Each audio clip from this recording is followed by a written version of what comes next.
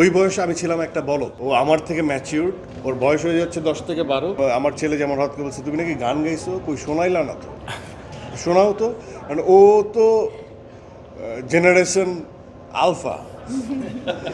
হ্যাঁ, ওদের সব কিছু ক্রিঞ্জ মনে হয়, মেক বিলিভেবল জায়গায় আছে কিনা। তো এটা একটা নতুন ফাপড় জীবনে। ওর বয়স হয়ে যাচ্ছে 10 থেকে 12। ও আমার থেকে ম্যাচিউরড, মাশাল্লাহ, সেন্সিবল এবং রেসপন্সিবিলিটি নিতে জানে এবং দায়িত্ব নিয়ে সব কাজ করে এবং এদেরকে ফাঁকি দেওয়ার কোনো মানে ওই বয়সে আমি ছিলাম একটা বলদ।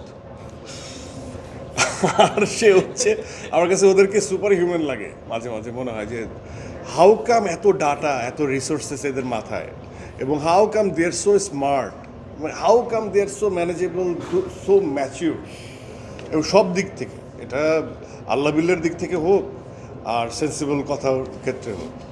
এবং ওরা ফ্রেন্ডরা যখন কথা বলে ওভার প্লে স্টেশন যখন খেলতেছে ভয়েস চ্যাটে অথবা ফোনে, আমি অর্ধেক কথা বুঝি, অর্ধেক কথা বুঝি না, এত ফাস্ট কথা বলে।